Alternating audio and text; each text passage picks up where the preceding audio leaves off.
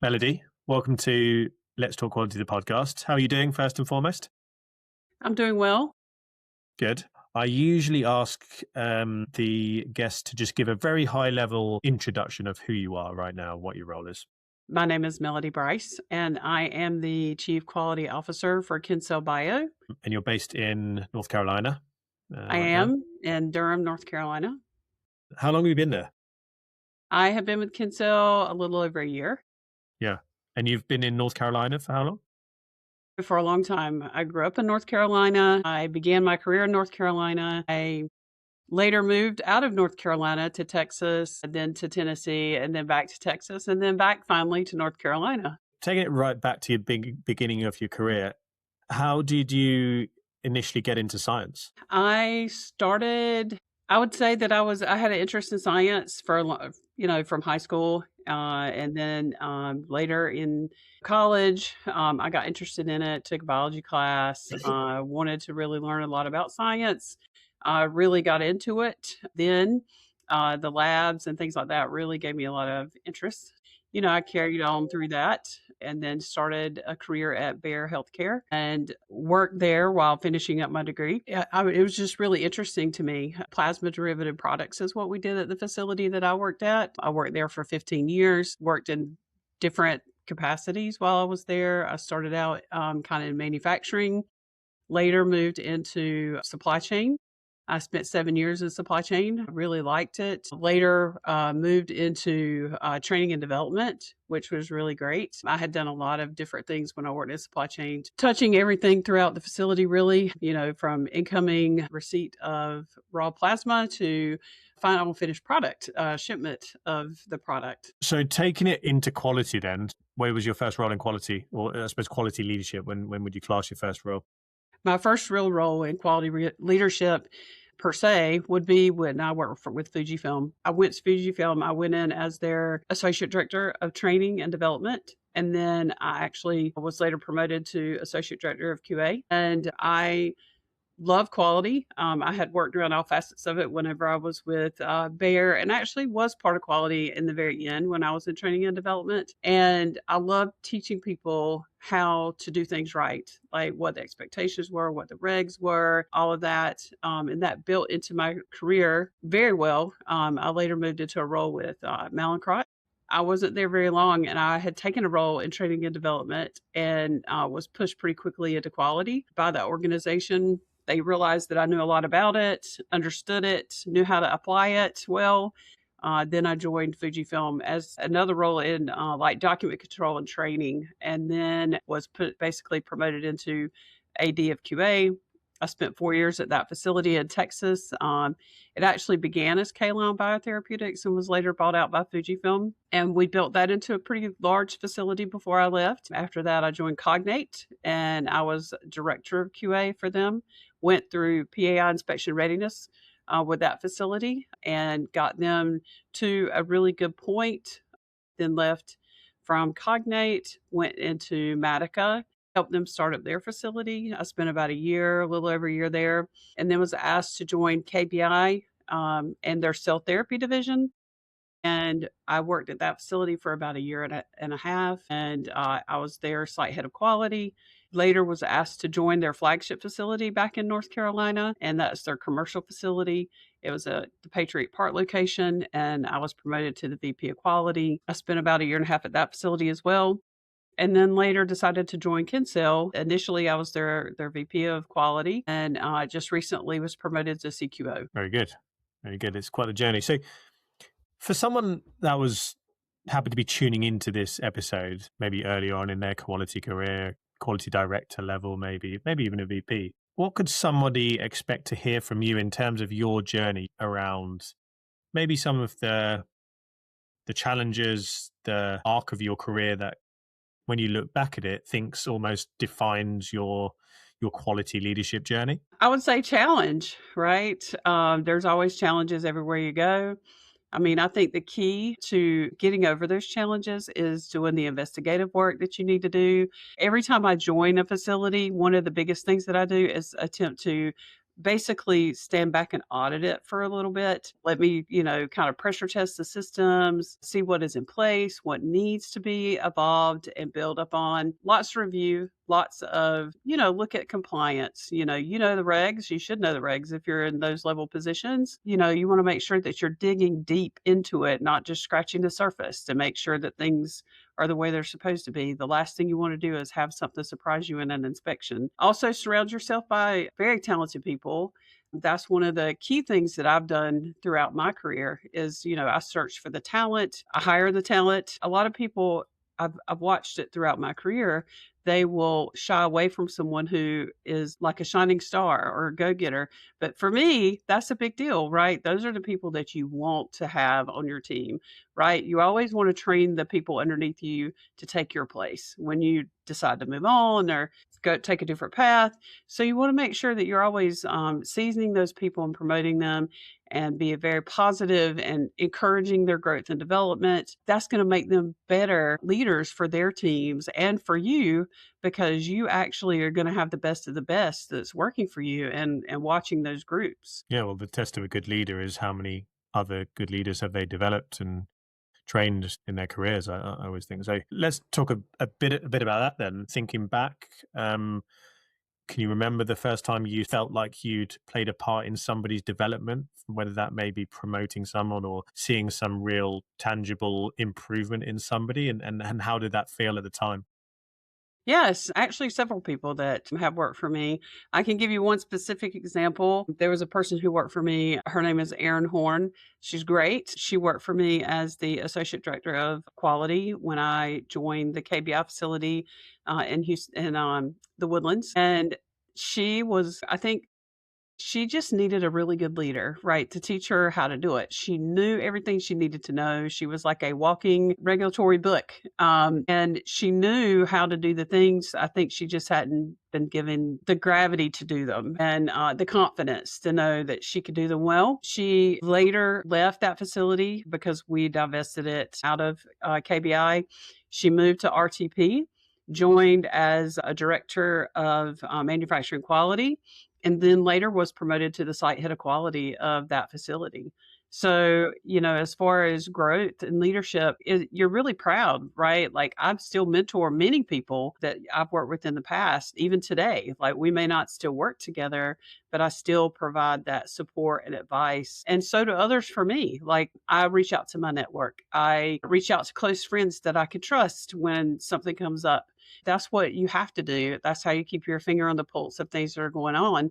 I mean, you may want to do things, well, and you might want to do things right. And you think that you know the best answer, but sometimes it's best to go and ask somebody else, like, and get their feedback and think, well, there is a better way to do things, and listen to your team. Like if there is something out there that somebody's seen done XYZ way and it worked great, you want to hear about it. So that's how you build the most robust systems and processes. So going back to Erin that you mentioned, if you were to go back to that stage when you hired Erin and she was a member of your team reporting into you, what would she be seeing from you as a leader? What behaviors would you be exhibiting? What would your sort of day to day or week to week communication correspondence look like with her? If you could paint a picture of what those early days when you hired her looked like, that would be quite insightful. Well, actually, I didn't hire Erin. She actually worked there when I arrived. But, just coaching and mentorship when she had questions or, like I reorganized her team underneath her. It was strange the way it was originally organized. And I immediately changed that. Everybody fed into Erin. We had conversations about how to structure the team, what each one could do, which because she knew their capabilities. She did a great, amazing job in doing that. We had weekly touch points, spent a lot of time together discussing how to make people successful. She only handled the QA portion of it while I was there. But to be honest, she was even the acting site head of quality right before they closed the facility too. She would call me, we would have a discussion. There was a lot of times where I was like, well, what do you think you should do? Right. And then coach from that aspect because it's all about, getting people into people's thought processes, right? And making sure that you error correct them if they're wrong or support them if they're correct. You also need someone that shows those characteristics to get the best out of you as a leader, don't you? You need somebody to be Yeah. coachable and ask those questions and have a growth mindset and be inquisitive. And they need them to want to learn as well. So taking it back a bit further, then, like, what were the early signs for you that you think, and maybe there weren't, but um, were there any particular signs, pieces of evidence that you thought I will make a good leader or I will enjoy leadership? Yeah, I mean, I think I tend to be a leader amongst my peers before I was actually a leader. Like I could be the voice for them at times and rally for them and things like that before I was ever made a leader. Not that I was like, I want to be someone's boss, right? I don't think people realistically do that, but if you can lead people and do the right thing and make sure that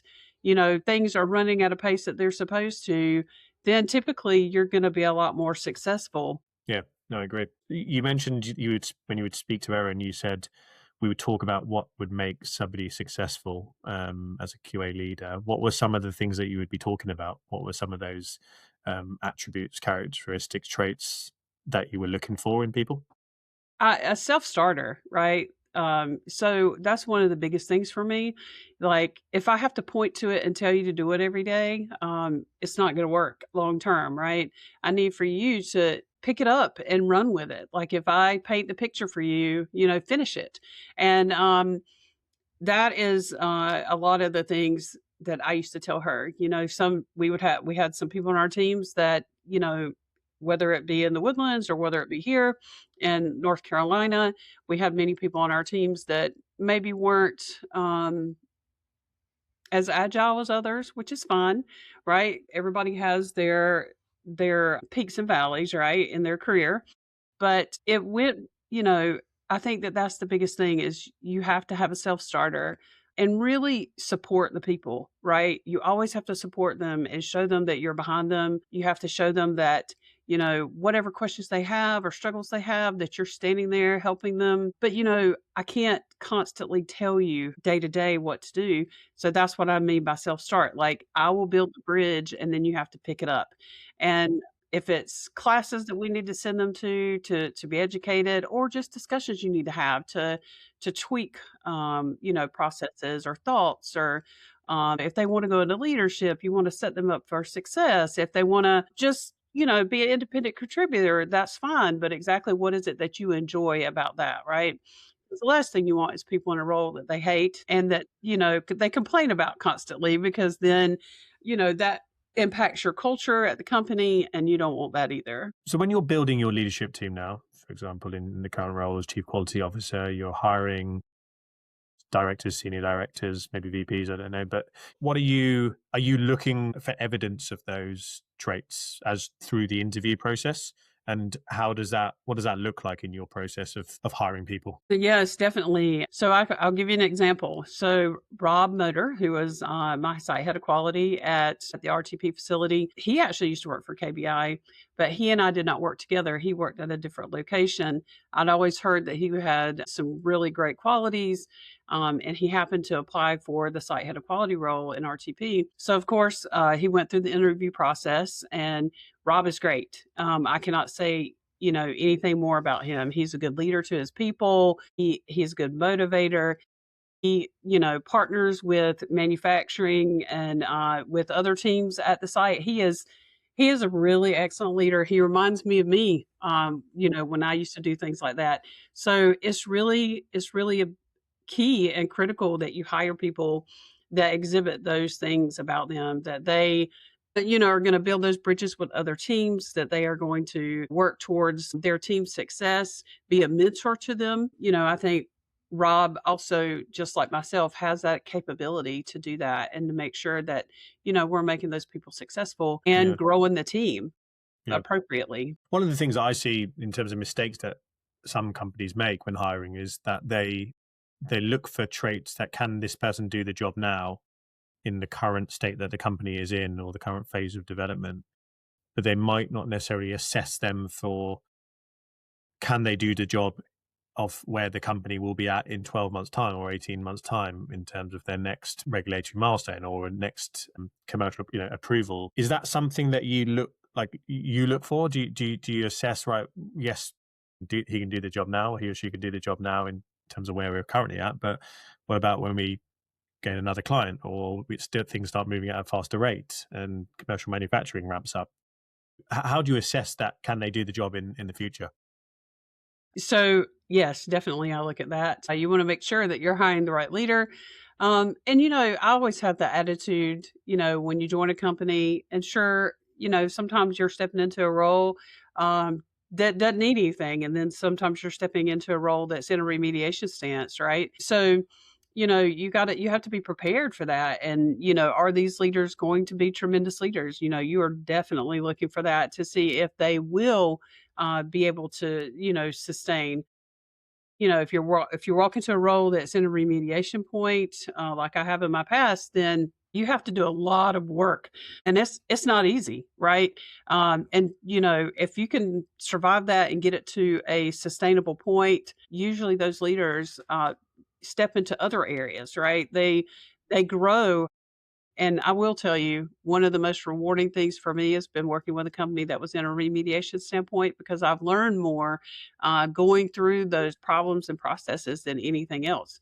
So if they're ramping up for PAI, or they had a warning letter, or whatever, it's always really a good experience to step through that and learn, how to do it correctly. I think that that's really, really important. But yeah, definitely when you're picking your leaders and your staff, I mean, not just the leaders, you just need those people who are going to dig in, work through those problems, and come out as a better person in the end of it. Can you give us an insight into, do you have any process around not necessarily hiring them, but what you're looking for behavioral wise in their first month, let's say, first two weeks? Because I often think that sometimes, you spend maybe an hour with somebody throughout the interview process asking questions. It's very difficult to really understand a lot of, unless you know them from previous relationships. But what are you looking for in those first 2 weeks from a behavioral standpoint? Like, what tangible things are green flags for you in that first onboarding process? I would say that within the first 2 weeks, I pay attention to how they go about things, right? How they go about digging in, learning the processes, dealing with the staff. Usually we'll have discussions with lower level staff, like skip level meetings and things like that. And hey, how's it going? How do you like this new employee? Because that's a big deal for me. Culture is critical. We spend a lot of time working with the people, our coworkers, and you want to make sure that people get along and that they want to come to work. So definitely I look at those things like, character, and do they get along with others? And, are they a team player? Also, how much do they know, right? If they actually are digging in and finding those things that you need to work on, and, their team that works for them or with them, they really like them and enjoy working with them. So, yeah, I do a lot of that. Yeah, so you're visibly looking for signs of collaboration, of teamwork, feedback from other employees, and positive feedback. Right. And if for whatever reason you're not seeing those, how does, and I'm sure that hopefully that doesn't happen very often, but I'm sure it may do. How do you handle those conversations when there's more red flags than green flags in the first 2 weeks? So you just have to be upfront about it, right? So you have your weekly one-on-ones, and in those one-on-ones, you address the things that you've heard about. Give specific examples, and that's a big thing for me. If you want to talk to somebody about something they're doing wrong, make sure you have some specific information about what they're doing. So that's the best way to coach and help someone succeed is to give them that feedback. Right. Sometimes it's not fun to hear feedback, especially if it's performance based, but you grow from it, you learn from it, and you become a better employee from it as well. Yeah, yeah, yeah. That's great. I think that's really good practical advice. That people can take. And like, how would you describe yourself now as a leader versus how maybe what you would describe yourself at the beginning of your leadership career? I mean, I think that I am a servant leader. I never would ask someone to do something I wouldn't be willing to do myself. I do like to sit with my people, like especially if I assign a task and that, they're unclear about what I'm asking them to do, I'm that person who will sit, discuss it, even help them start doing it, right? Like it may be as simple as building out a spreadsheet for tracking purposes, to do KPIs or something like that. And, I sit down with them and I'm like, okay, so I would like to see this, this, this, and this. And usually they'll take that and a lot of times build upon it, which is really great. So, I'd say I'm very much a servant leader. And would you have described yourself as like in a similar way 20 years ago? Somewhat. Yeah, I would say that I'm pretty much the same. I think that I'm more of a coach now and a cheerleader than I probably was in my earlier days, whenever I started in leadership. Awesome. So looking ahead then, Melody, you're Chief Quality Officer for a mid to large size CDMO in North Carolina. What are you excited about if you would take the next sort of 12 months or 2026? What are you looking forward to the most? I'm looking forward to, the growth at Kincell. We actually are working on a PAI readiness project at Kincell. I think will be the next leader in cell therapy. So we're just prepping and getting everything ready to, serve the best for our clients. I think that's probably what I'm most looking forward to. Yeah. So the evolution of your customer base going into commercial manufacturing and getting more products into to the patients. Yep. And I think that we, we've been really lucky and blessed. We've had to work with some really great clients, of which several of them are headed on that journey. So, we're excited to do that with them. Super excited to support them, and especially, you know, ecstatic about helping the patients that it's going to help. And then from a vision and a cultural perspective, if I was to walk into as a quality professional into your team at Kincell, what could I expect to see and hear on a kind of a day-to-day basis from not just yourself, but the wider leadership team around the vision of quality in that organization? I'm sure that they would probably say that quality is everybody's responsibility. And, that's kind of our motto. And, we want, and I will say that even though I have manufacturing people come to me and they're like, hey, can you help me with this? And they may understand it somewhat, but they just need a little bit of assistance. I think Rob experiences the same thing out of the staff. I mean, everybody at Kincell, they do have that quality mindset. They will pause and stop when they need to, which impresses me because I've had people make decisions on the fly at other companies and not go well. So I just want to, reiterate the fact that, I think our team is really good at doing things correctly and having that quality mindset. And, we drive that. We have town halls every other week. And we we talk through ops, quality, finance, everything.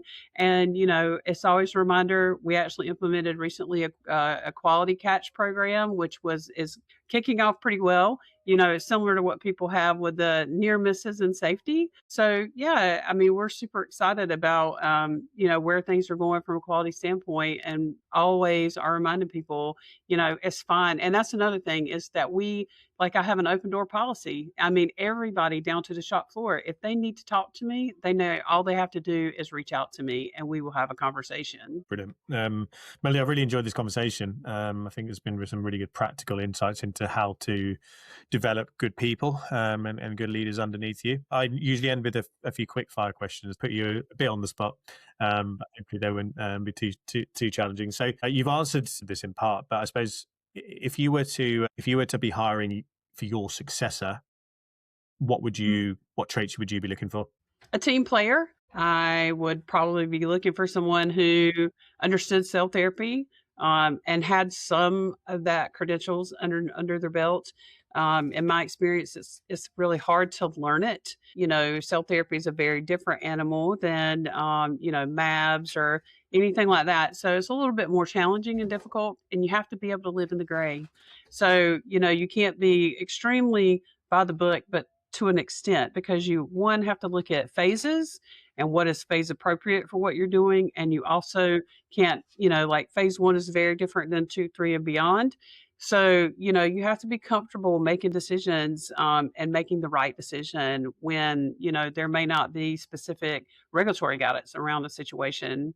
What what advice would you give to yourself starting out in your career? If you had to, if Melody at the right at the start of her career asked you for advice, what would you give? What would you say to her? Take advantage of everything you could ever learn from anyone because, I mean, I feel like I've done a good job of that throughout my career, but I think I could have learned more from some of the leaders that I had throughout my career, had I taken the time to sit down and have those discussions. Who's been the biggest inspiration to you in your career, either personally or professionally? I would actually say Amy Durham that I used to work with at Bayer. She was a really good leader. She's actually still there. She worked. I think it's called Griffles now. I will never forget something she said to me, and I was young. This was very early in my career. I took something to her to have her sign off, and had a question, and she asked me right back. I mean, immediately she said, "What does the regulation say?" And I did not know the answer to that. And I went back and dug through the regs, found the answer, and came back, and I swore that that would never happen again. So, so I would say that Amy had probably a really good influence on me in that, she pushed me and asked me a question that I needed to be asked early in my career, and so I made sure that I knew the answer to all those things going forward. Awesome. Final question: which one piece of advice would you give to aspiring quality leaders? Dig deep, make sure that you know what you're responsible for. In other words, I would say, the worst situations that I have seen leaders in, colleagues included, is when they take a job as a leader and they didn't do their due diligence to see and dig into what's going on in their facility, see where the pressure points are, really engage their staff to see what their qualifications are. Sure, they may be strong at this, this, and this, but maybe they're not so strong at this. So, make sure you recognize what those things are and dig in and just get the devil's in the details. Get down in the weeds and get into the details. And then it will make you be, a huge success, especially in the audit scenario, right? So no surprises, and that's critical. Melody, thanks so much for giving us your time. I really appreciate it, and all the best for everything this year with Kincell. Thank you.